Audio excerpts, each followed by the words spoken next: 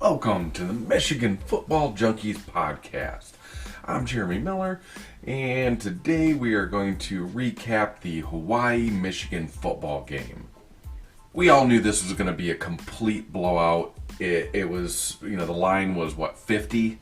So it is what it is, but we can still talk about the positives and negatives that we saw in the actual game. Let's start off with McCarthy. He got the start. He was 11 of 12. He had 229 yards. JJ looked phenomenal.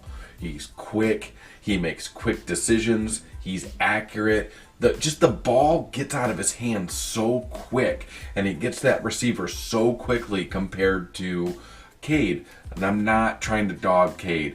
Cade did some phenomenal things for us last year. He was a phenomenal leader. Michigan doesn't get to where they were last year without Cade McNamara. That's just a fact. But JJ has taken that next step. And unfortunately for Cade, that next step is past him. JJ, the only incompletion he had was a ball. It was behind Ronnie Bell, but it hit Ronnie Bell in both hands. And he knows he should have caught that. You need to make those catches.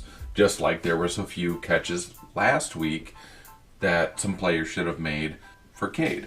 JJ, you saw him just marching up and down the field at will. Other than that one drive, which there was a drop by Ronnie.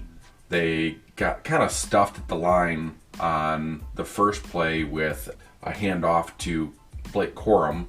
And the next one was complete to Ronnie Bell, which he made a move, and unfortunately he got the ball. He got a helmet put directly on the ball. He fumbled it. He did recover it, but that's the only drive that stalled for JJ. It is the Hawaii defense, so you do expect him to score at will on them. That's just, unfortunately, it's Hawaii's a team in transition. They need a lot of work. So JJ, I thought, looked great, though. He had some beautiful deep balls. The pass to Cornelius Johnson in the corner of the end zone where he reads his progressions. He goes to, second or third progression was Cornelius Johnson. JJ steps up, starts sprinting towards the corner, and throws on the run. Throws an absolute dart directly to CJ right at the perfect spot. He gets his feet down. Touchdown. Ronnie Bell, he caught a touchdown. A dart right to his right at his head. He went in for the touchdown. Roman Wilson, second play of the game. Big deep ball. He was wide open. Now, JJ could have led him more, and I think if the coverage was better on that play, I think he would have tried to put it a little further so Roman didn't have to slow down. But when you're that wide open, you'd rather have the receiver slow down and have the defender catch up a little bit than overthrow him. There's no need to try and fit it into this perfect window when they're open by 12 yards. On to the rushing. Blake Corum was the starter. Looked like he pretty much got the first couple drives. Edwards came in after that. But Blake looks really good. On the first play of the game, the first offensive play of the game, I think Blake could have scored. He cuts outside, he makes a move, cuts back in, and if he would have just went to the outside and accelerated, I think he could have beat that defender and went down the sideline for a touchdown. But everybody can always second guess a decision at split, at a hair moment. In a football game, you can always second guess, but that's a play that I expect Mike Hart to, get on Blake and say, look, you gotta use your speed. You gotta cut that to the outside. There's no way they can stay with you. You were already up and running, and you could have kept going to that outside and beat him to the corner. I think Edwards looked really good, as well as in the receiving game as well. He had that beautiful catch down the sideline to the 1 yard line where he's turns his whole body, jumps up, catches it two hands, and lands. Donovan Edwards is just going to be such a matchup nightmare for opponents this year. I mean, how are you going to cover that guy with a linebacker? You're going to need to put a safety or a corner on him, whether just like he was a slot. You're just not going to be able to cover that guy, with a linebacker. If there's a linebacker matched up with him, expect them to look for Donovan Edwards every single time. You can't. I mean, that Donovan Edwards is a guy who could literally play receiver full time if he wanted to. That's how good of hands he has. CJ Stokes, he was the third man up. CJ looks great. That is a future starter at Michigan. I mean, he looks quick. He's not a small back. You're talking about a guy who's 5'10", 5'11", 195 pounds. That's not a small guy. He's a true freshman. Look for him to put on another 10 pounds or so of muscle in the offseason, and you're looking at a guy that's going to be, 210, 215 by his junior year, maybe even 220. And as long as he still keeps his speed, that's a great back for Michigan to have, especially with these type of offensive line. You got McCarthy. You've got all this wealth of wide receivers. There's definitely some really nice work there, rushing wise. Also, we had an end around by Roman Wilson. He took it 21 yards for a touchdown. So he got 2 touchdowns, which is great because Roman is the one and only Honolulu native on Michigan's football team. So to have him play against Hawaii, I'm sure he really enjoyed that. They are from his home state. That was really nice to see him get a couple touchdowns. Gash had some nice work. I even saw a really great tweet somebody put out because there was a rain delay over an hour. They said, I always knew I'd see Isaiah Gash playing on Sundays after he scored that touchdown. What nice work. That's really clever. I love it. JJ also got into it. He had 1 carry for 16 yards. And I really like how he's really taking control of this offense. On a drive earlier, you saw him redirect tight end to make sure that he's in the right spot for the scheme. He kept coming across the center, and you saw JJ pointing, and he was talking to him saying, hey, no, over here. So he comes back, they hike, and then that tight end pulls out to seal off for that run. The other one he did is they had a RPO. JJ comes out to the right on a run, designed run, and you see him grab the tight end and push him forward like, don't wait, go get him. Go get that block. He does. He gets a 16-yard gain, and I expect when we start playing Maryland or Iowa or whoever, I expect JJ to get some more carries. You don't need to put him at risk against Hawaii. You don't need to put him at risk against Connecticut. I do believe that he is going to get a few carries against Connecticut. I believe the starters are going to stay in a little bit longer against UConn. Still, the same thing. There's no need. You're not at risk of losing that game. As far as receiving, Ronnie Bell led all receivers with 6 receptions for 76 yards. I'm glad he got some extra work. He only got a couple in the last game. Now, they're also not playing the whole game either. CJ, he got 71 yards on 2 receptions for 71 yards and a touchdown. He had a nice deep ball that JJ connected with him earlier in the game. Max Bredesen got one for Davis Warren. He got that, broke a couple tackles, rumbling down the sidelines for 56 yards. He was just one more tackle away from breaking it for a touchdown. Roman Wilson, Donovan Edwards. We even got Colston Loveland in.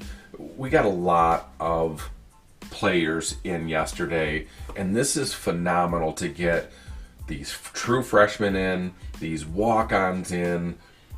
Just getting that game experience is huge for your bench. These are guys that are going to need to play at some point, either this season or next season, when a player in front of him moves on to whether it's NFL or he just moves on into another type of career. In the past, we've always had that where we just didn't play our backups that much, and I love this new style for coaching that they're putting more backups in as soon as we're up a decent amount. Get them out there, get them some experience. I think that is one thing that other teams have done for a number of years better than us, and that's why they've also progressed, and it was just next man up. They didn't have to wait for a guy to get used to playing on the field. On defense, obviously the first 2 quarters when we had most of our starters out there, we really held the team to almost no yards. I mean, when you really break it down, in the first quarter, they had 4 yards rushing, 28 yards receiving. In the second quarter, 10 yards rushing, 5 yards receiving. Third and fourth, when you get some of our third stringers out there, you got some of our fourth stringers out there, because there's a lot of walk-on.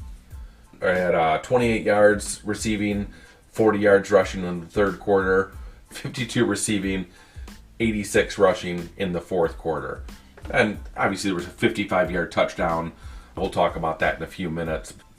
This was all the second, third string, fourth string players that you saw giving up these yards.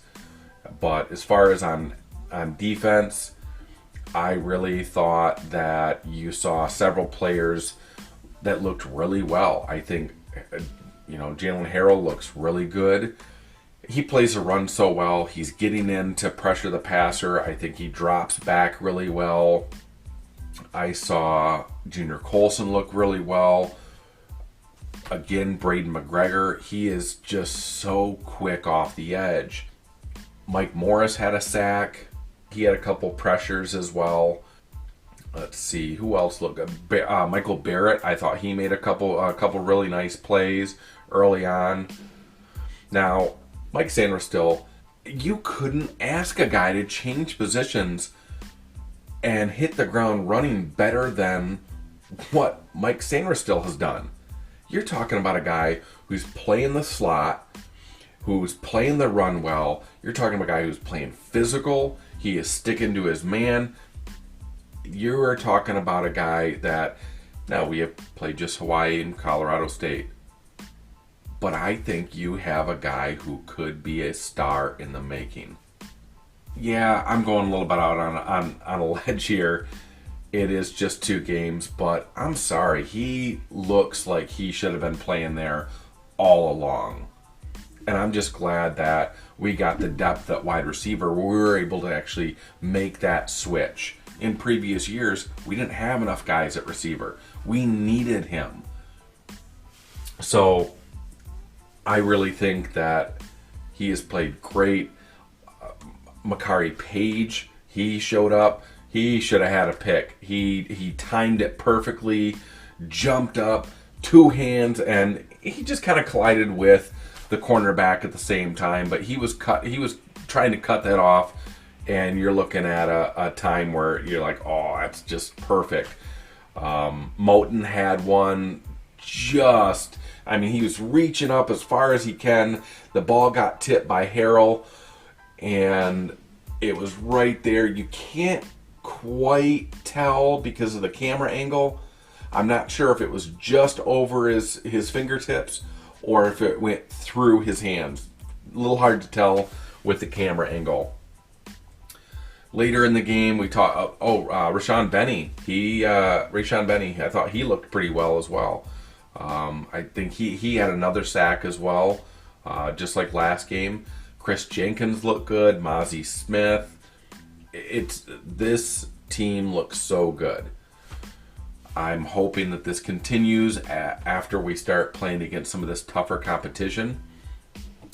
On the defensive plays later in the game, now that 55-yard touchdown, you had Derek Moore.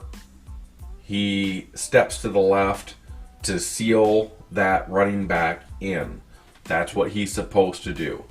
Now, Pollard should have filled that gap. He got stuck inside, not because he was being blocked. He just didn't read it well. He's a true freshman. That's just fine. So Pollard gets stuck inside a little bit. He never hits that hole. There's a clear lane, and by that point, he's got to turn and try and run and catch up to him. He starts catching up, but it's just too late. By the time he does, they're already crossing the goal line. It's over. But I don't expect him to make that mistake again. Other than that, I mean, Henning looked good in the return game. You know, we had 3 sacks total between Harrell, Barrett, and Morris. I'm really surprised. Maybe I'm wrong on this. I'll have to go back and look at this game. I really thought I saw Rayshon Benny get in there for another sack.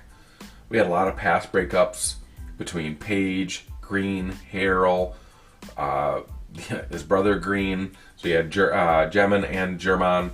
Hood, Mason Graham got a nice bat down. Good. Hood, his last 2 plays of the game, I thought he looked really well. Jaden Hood, he hasn't seen a lot of playing time, but the last 2 plays, you had that handoff, which he stops and he jumps and tries to toss it up to Murray. Jaden Hood, he backs up and takes a swipe at it.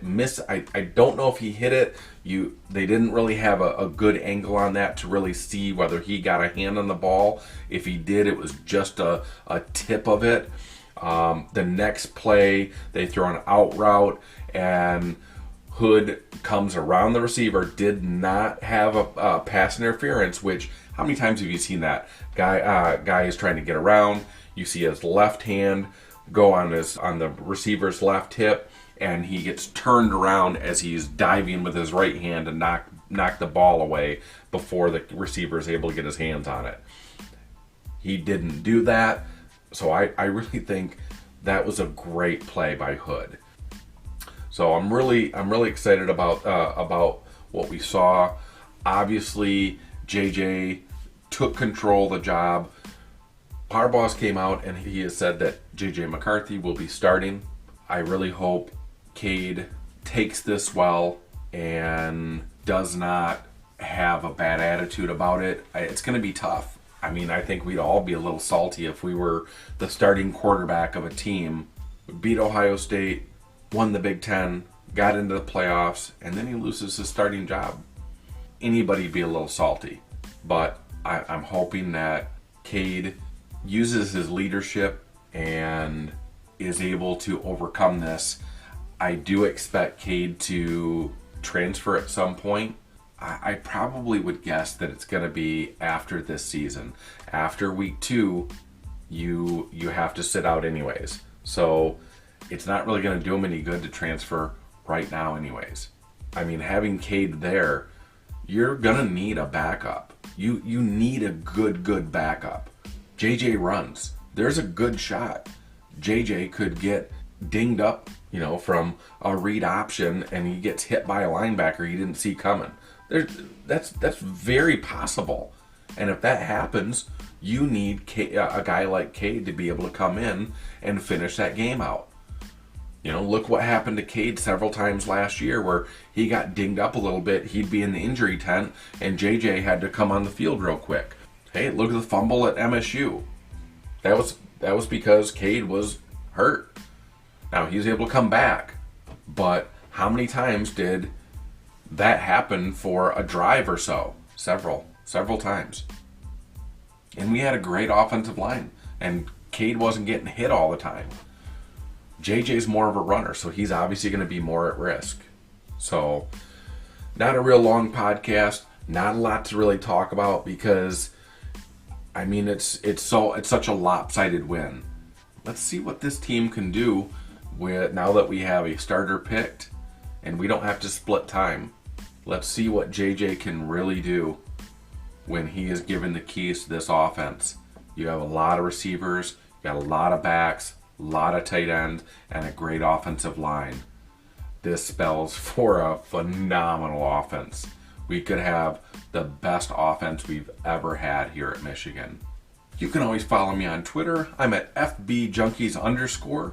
You can also email in. We'd love to have any questions or comments you have. If there's any topics you'd like me to try and cover, or if you have any questions about any of the games, you can always email in. I'm at footballjunkie.podcast@gmail.com.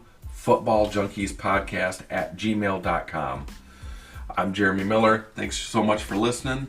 It's great to be a Michigan Wolverine!